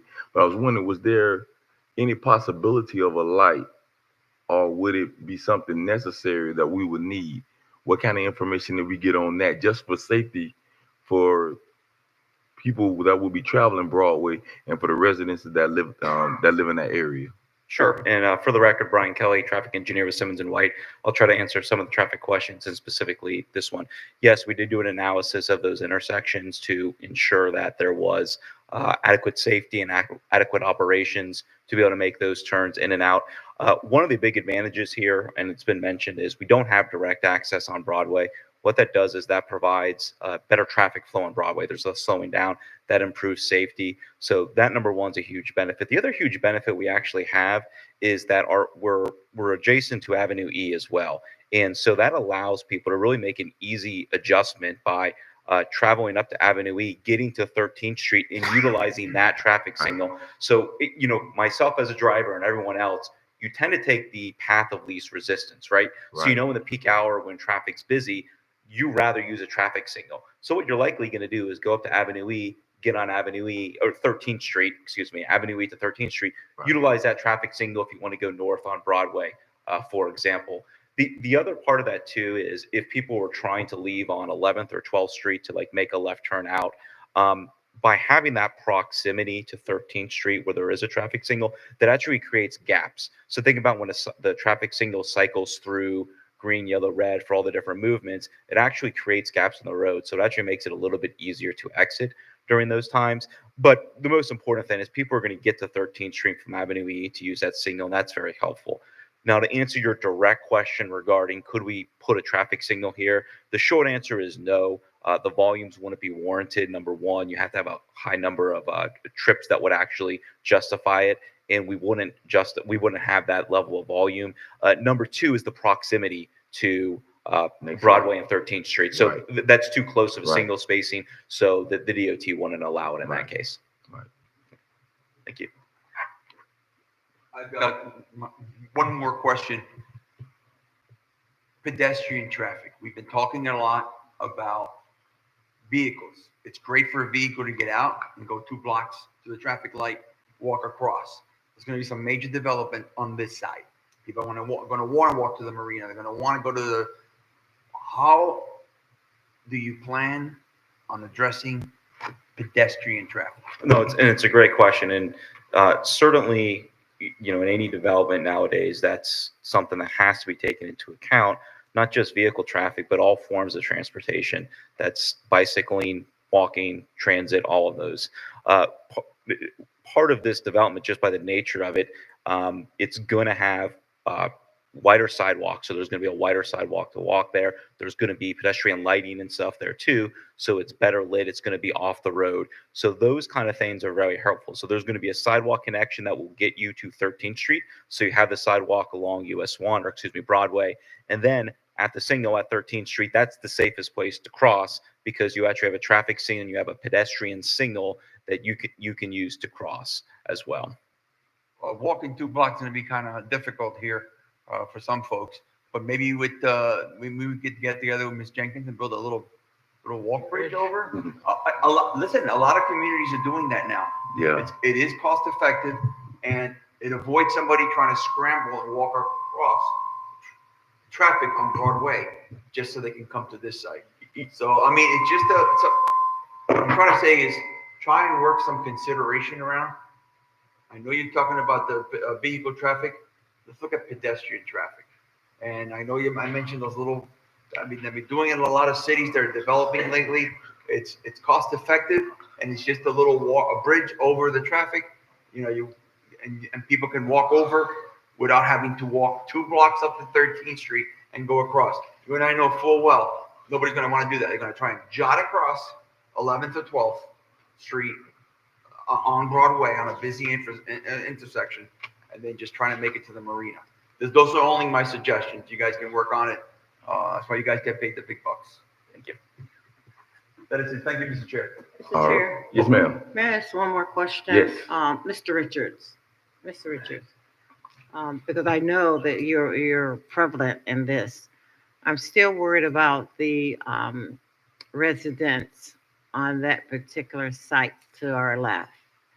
I guess I have to ask the city, did you all go out and talk to them? Did you do door knockers? Did you send them official letters? Because I think, thank you, Mr. Richards. Now, yeah, okay, we get into it.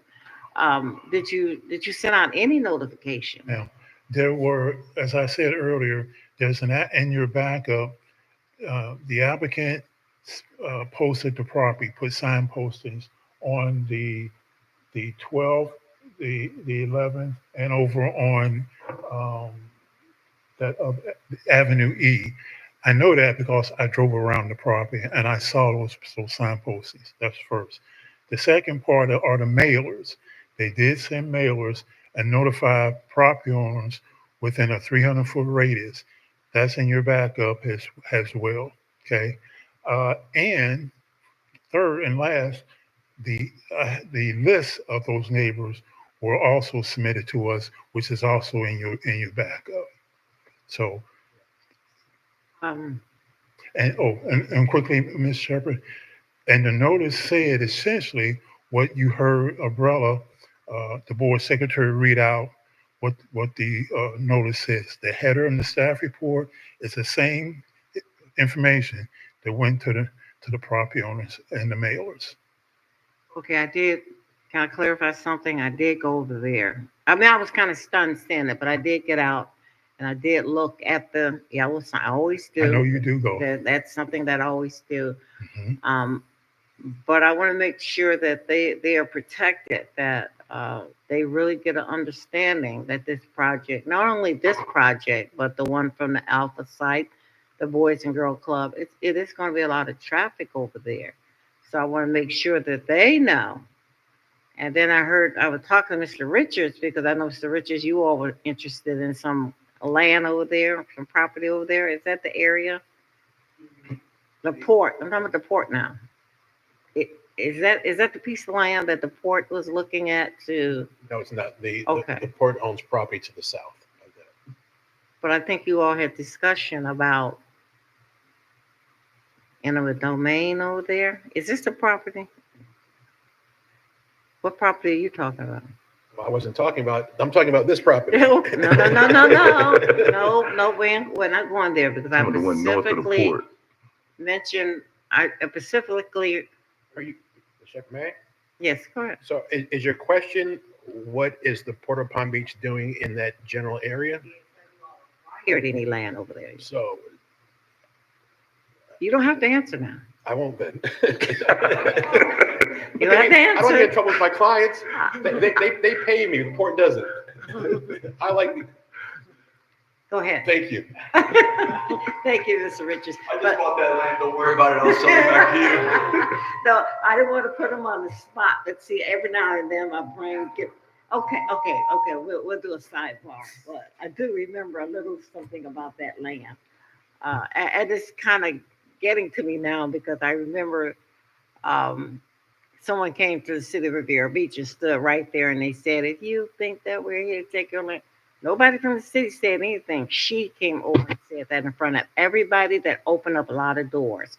So I want to make sure when I get these calls, this is not the land that she was talking about. So we will talk about it later. But I do remember some of that property was talked about intimate domain. So I hope this is not the property that, and I'm pretty sure it is. I'm almost positive. No? Okay. Quickly, Ms. Chair, He's not gonna I just wanted to let everybody know, as Ms. Serpetis mentioned, there was installation and notification signs. There was the mailer notification affidavit. There was the mailer notification. There's the 300-foot radius list of owners and the 300-foot radius map. All that was part of your backup. Mailer, okay, did it go through the water, I mean, your bill? Did it go through the bill if you all actually sent out letters? They actually sent out notices. Officially saying that this Official project is stamp coming notices online. were sent out. Okay. I gave the wording to the applicant and they used that wording and mailed that out. How many letters were sent out? I don't know the exact number, but we don't know if but I do have, the backup is part of your packet. And so, and all the board members have it. And when it goes to the council, we're gonna do that notification again, just to make sure folks within that Okay, radius. I want to make sure I read it because I did that part I did not read. Okay. Yep. And I want to make sure that people in that area understand what's coming. I don't, it's okay. The property, the project is okay, but I want to make sure people that's living in that area, because they are going to be impacted by the Alpha project. So, Ms. Shepherd, just so you're aware too, like so what you read on the sign is exactly what was in the letter. And then on the back side of that same letter was a map identifying the exact location of the property the letter was about. So I want to make sure. I want to make sure because they will call. I know they're listening, and I know they're going to call me, and I want to make sure they understand that the Port of Palm Beach did make mention of some land over there, and so I will make sure I tell them that the Port of Palm Beach is not involved in this. Correct, Mr. Richards? Thank you, sir. I appreciate it. Thank you, Mr. Chair. All right. And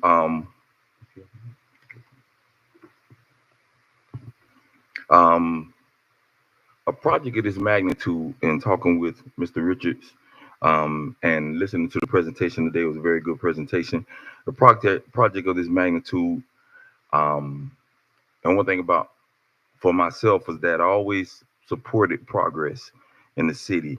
And well, one thing about getting bigger and becoming a better city is that we're always going to have, it's going to come with some scrutiny. It's not always going to be a perfect scenario for everyone, but it is progress and everything. So with the traffic coming in on Broadway and the influences they're going to have in that community and everything, but you know what? That's probably going to give our city its character now, because we're going to need more to come in. We begged, we wanted more to come into our city, and now we're glad that we have people that want to come into our city and our community and make it a better place. So again, I thank you for the presentation. It's something that I definitely be in support of. But I'm glad you're here. And finally, again, we have an empty plot there. that no one's using, and now it's going to bring something positive.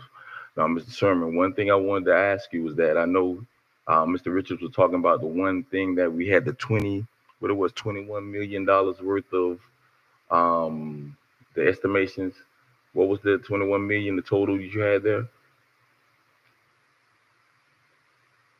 If I can It get came it to a total of 21 million, It's but 21 million. That's a total investment that will be made with this development for impact fees, building permit fees. And by the way, like I spent a lot of time speaking with your building, Grace Joyce, of your building division director, and kind of working through those just to make sure I fully understand. And I said, I don't care about anything as Palm Beach County or school district, only dollars that are going to come to Riviera Beach. And so we worked through a lot of that, and that's what those dollars represent, which if, I don't know, won't let me move anything here.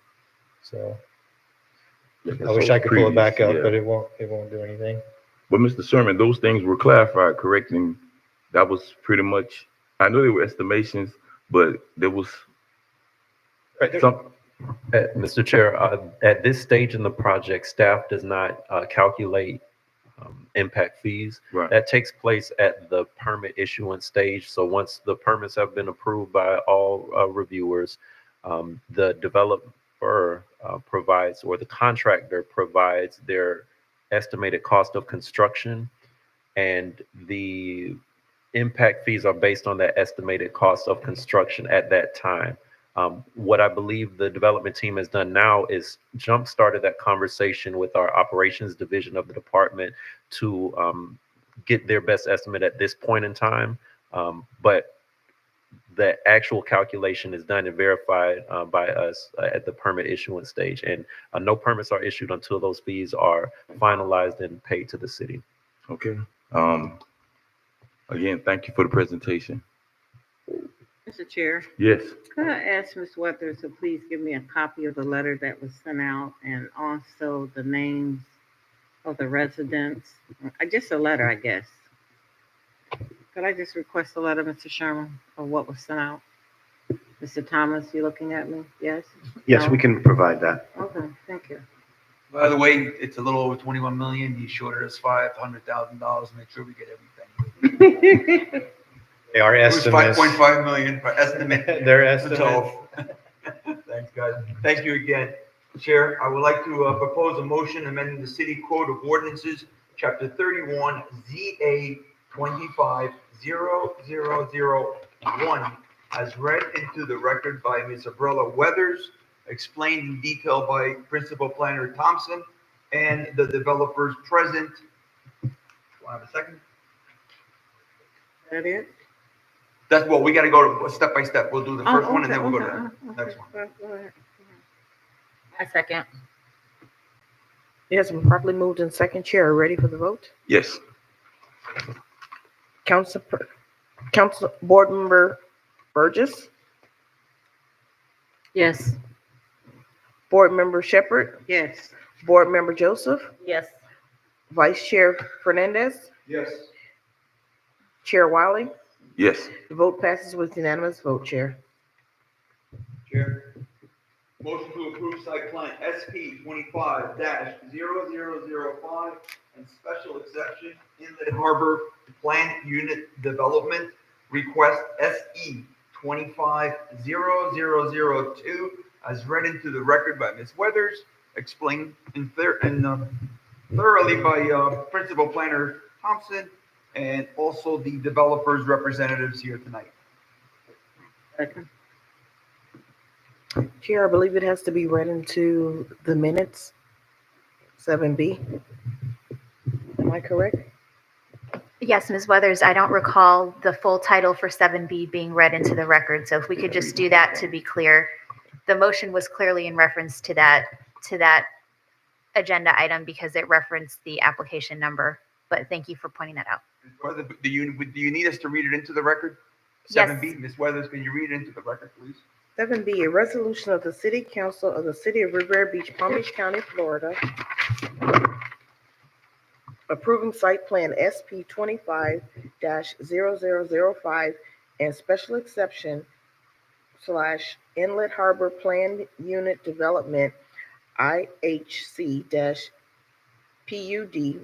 request special exception, SE 25-0002 from Aquatica Holding LLC applicant for a 1,228,572 square foot mixed use development including 508 condominium residential units with 10,000 square feet of residential and restaurant use with a parking garage, approximately 4.27 acres of land, 186,719.74 square feet, generally located at 1117 Broadway Boulevard between West 11th Street and West 12th Street, providing for applicability, conflict, severability, codification, and providing for an effective date and for other purposes.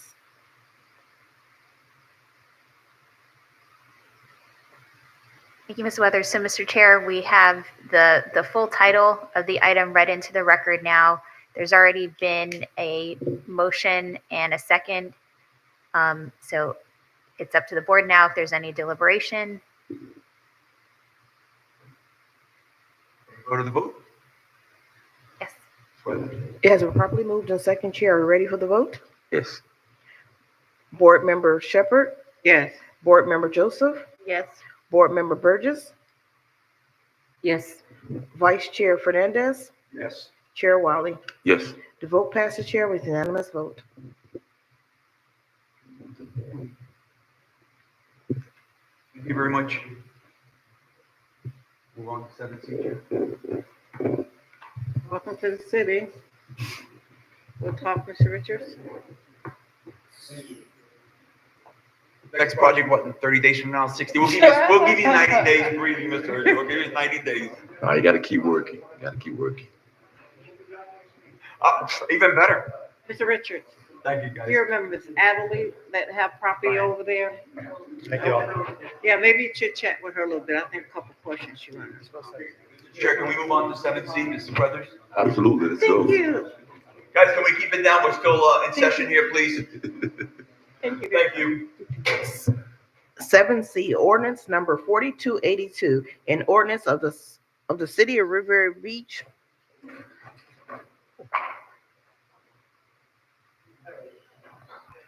Florida, one zoning, Article 1, in General Session 31-4, to require public notice of all site plan and special exception applications, requiring a public hearing, providing for codification, servability, and an effective date. The presenter will be Senior Planner Juan Suarez. Ms. Weathers, real quick, the ordinance number on this printout has 57-25. Is that correct? No, that's not correct. It has been updated to 4282. Thank you for the correction. Yeah, I do apologize. I requested the wrong number. Thank you for Mr. Sermon's experience, caught it, notified to me, and I corrected it. Thank you, sir.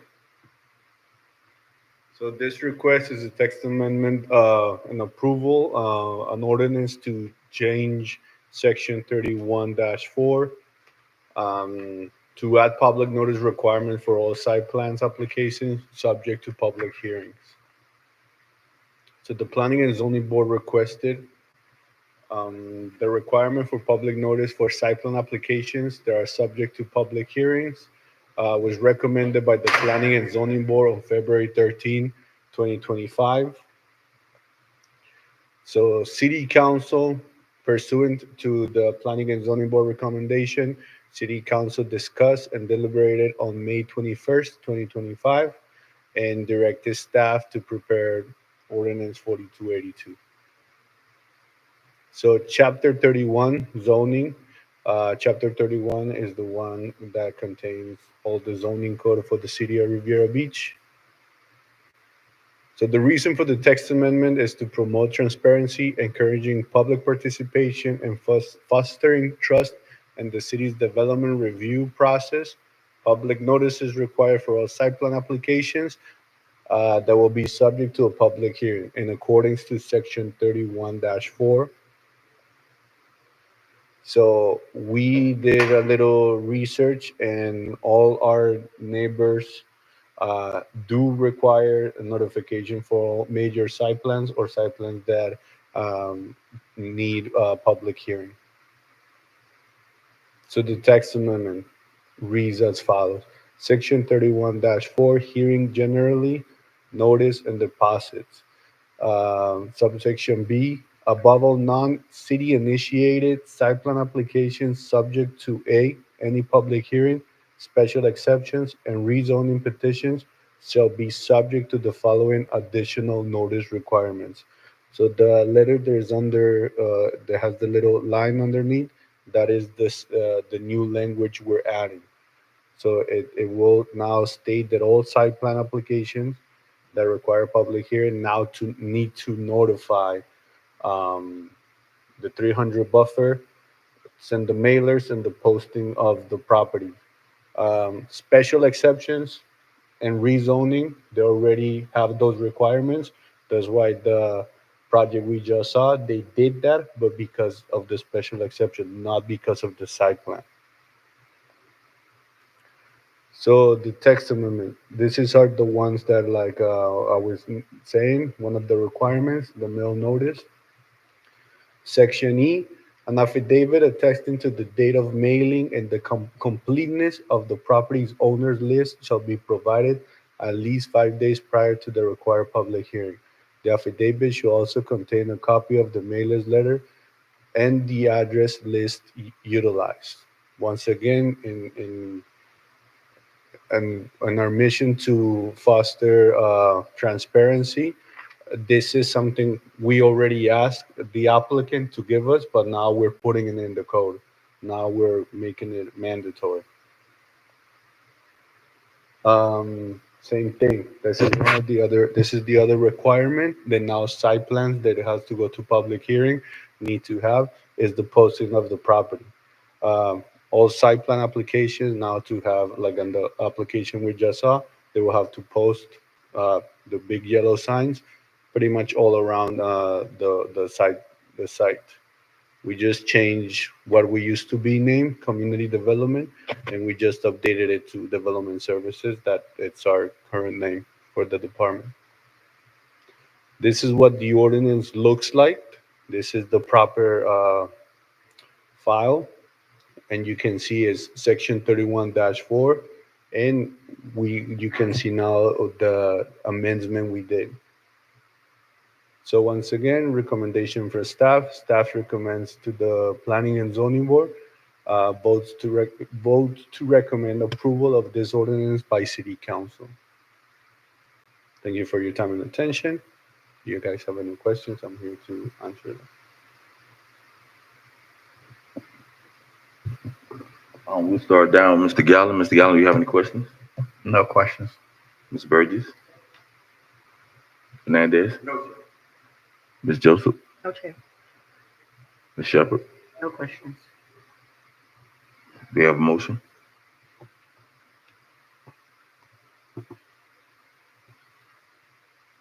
All right. I motion that we approve ordinance number 4282.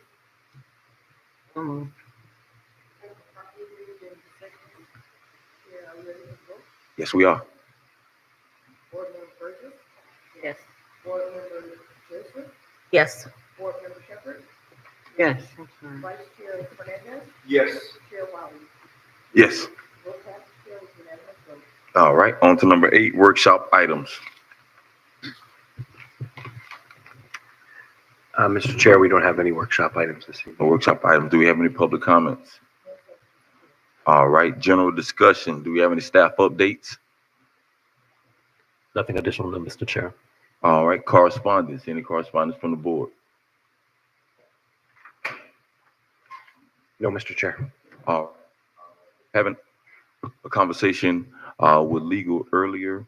We made a discussion about, I guess, clarification just for information that we would need just to make sure that as great as our board is and some of the information that we receive and give to each other, just to make sure that we don't have any violations. So I would like to get clarification on that, just so not only for us to know, but also for the public. Yes, sir, Mr. Chair. So if I may, just to be clear, I'm not aware of any violations of law having occurred, okay? What the AG has said in interpreting the Sunshine Law is that a one-way communication to other board members does not violate Sunshine. Sunshine is violated when there is back and forth in a conversation about a matter that's likely to come before the board. So for that reason, that's why we always tell everyone, please don't hit reply all. So having said that, it would be my recommendation, because I prefer to just keep things as clean and easy as possible for everyone, that we not send communications out to other board members at all. That would be my recommendation. That way we could avoid the possibility of someone accidentally maybe meaning to communicate with staff or whatever and accidentally replying to other board members about a matter that would be covered by Sunshine. So noted. So noted for everyone. And that's not, and to be clear, Mr. Chair, I certainly don't mean to single anybody out. I just wanted to make sure. And that was the just purpose. Absolutely. Just for everyone to just understand the rules a little more clearly, and just so for the public to understand how rules are being applied here. Planning and zoning board comments. Anybody on the board? Any comments? Chair, Yes. I do. So in that same email, I gave some recommendations to the city of Riviera Beach. We do have a lot of developers that have began to come to the city to do the development. You can't fight it. It's here. So with that being said, I want to know what we're doing as a city to prepare our residents for the development. So I gave some recommendations.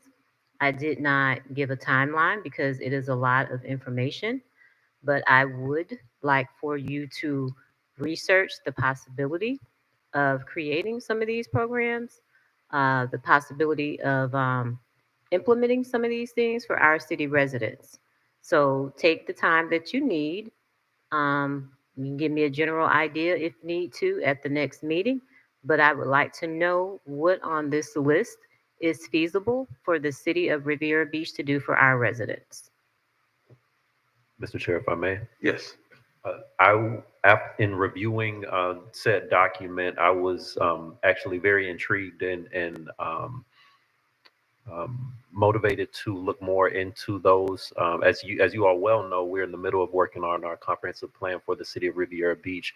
And one of the instructions that were given to our consultants who are developing the document is that we want some of the strongest and innovative anti-displacement, anti-gentrification policies that anyone can find in our comprehensive plan because of the conditions and current state of our city. And they did some research, but I think what the document that was produced had ideas that were beyond and better than what they came up with. So what we're going to do is turn that over to them and have them and Ms. Sanid and her team look into that and how much of it can be incorporated and listed as potential initiatives for Riviera Beach, because there were some concepts that our consultant didn't even find that we think could be applicable. Of course, everything isn't right for everywhere, but we want to get the right fit for what makes sense for Riviera Beach, because we do have development projects that will affect the look and feel of our community.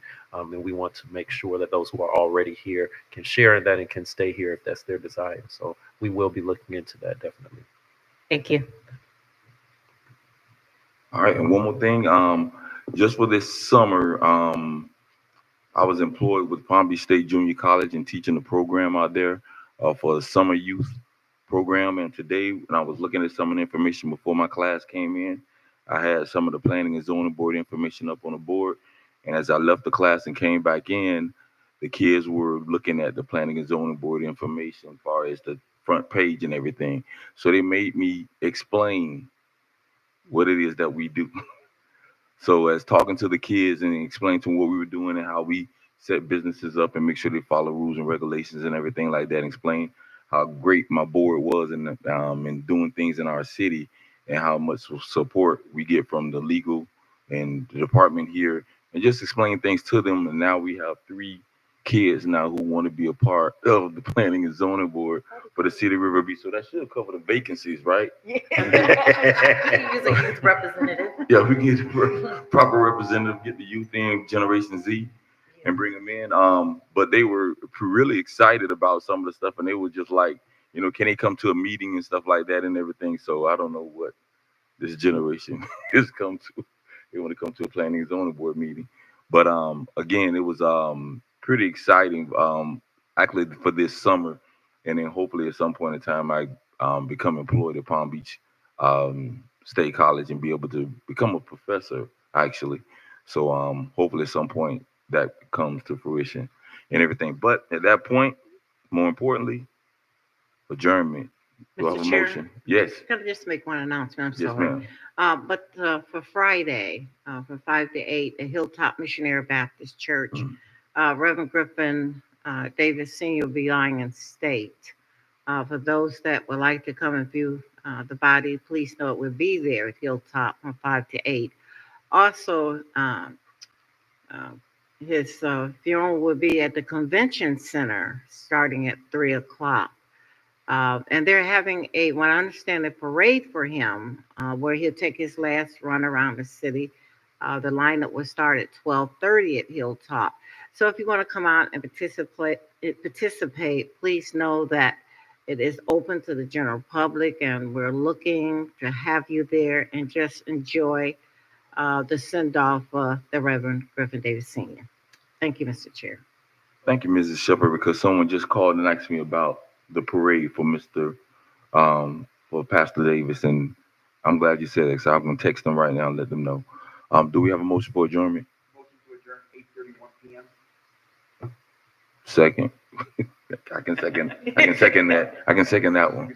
All right.